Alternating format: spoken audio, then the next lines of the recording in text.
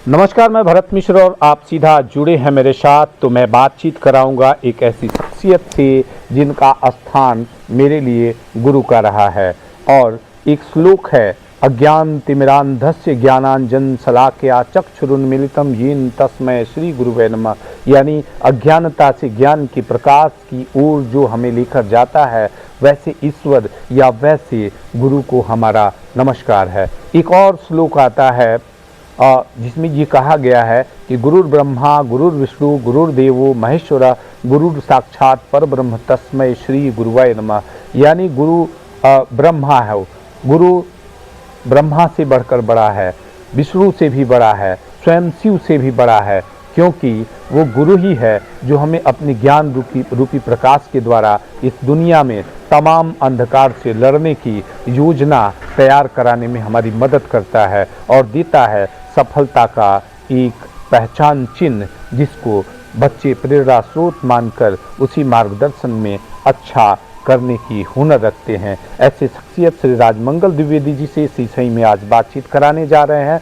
तमाम मुद्दों पर बहस करेंगे, क्योंकि शिक्षा व्यवस्था के साथ साथ आज गुरु और छात्र के बीच के दायरे भी सिमटते चले जा रहे हैं। गुरुदेव, सबसे पहले आपको मेरा प्रणाम।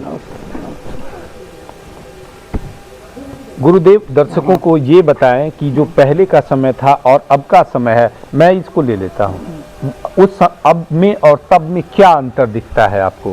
पहले गुरु की मर्यादा थी, गुरुकुल के गुरु होते थे, वैसे ही विद्यालय में भी गुरु की भी मर्यादा थी, गुरु को लोग सम्मान देते थे। लेकिन आज के परिवेश में जो शिक्षक हैं वे गुरु जैसा होना चाहिए, जैसी शिक्षा देनी चाहिए, वैसा देते नहीं, इसलिए उनका सम्मान घटता जा रहा है। गुरु के सामने, शिष्यों के सामने कोई कदाचार नहीं करना चाहिए, कोई कुबोली नहीं बोलना चाहिए।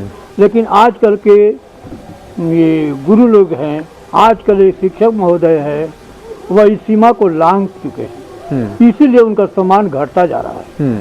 इसलिए हम ऐसे लोगों से बराबर ये सुझाव देंगे कि आप पुरानी परंपरा को निभाइए, पुरानी परंपरा के लीक पर चलिए, और तभी आपके शिष्यों के बीच सम्मान मिलेगा।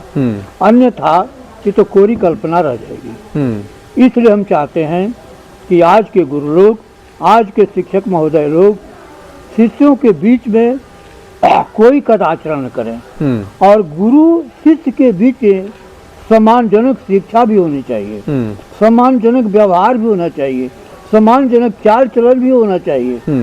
तो सम्मानजनक चाल चलन होगा, वाणी होगी, तभी शिष्यों के बीच उनकी भी मर्यादा बढ़ जाएगी। और इसके विपरीत होगी तो शिक्षक छात्र चंचल हो जाएंगे। गुरुदेव, आपके समय में शिक्षकों का कितना महत्व था और कितना डर रहता था छात्रों में, और आज में और उस वक्त के परिवेश में आपको अभी क्या अंतर दिखता है?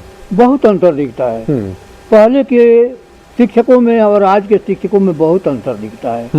शिक्षक जब कमरे में प्रवेश करते थे तो पेन ड्रम साइलेंस होता था, और आज जो है वो साइलेंस नहीं मिलता है, वो हल्ला मिलता है। क्यों? कि गुरु की छाप शिष्य के ऊपर पड़ी ही नहीं। तो जब तक गुरु की छाप, उनके चाल चलन, बात व्यवहार, शिक्षा व्यवस्था, सबकी छाप जब पड़ेगी शिष्य पर, तभी शिष्य जो है तो संस्कारित होगा।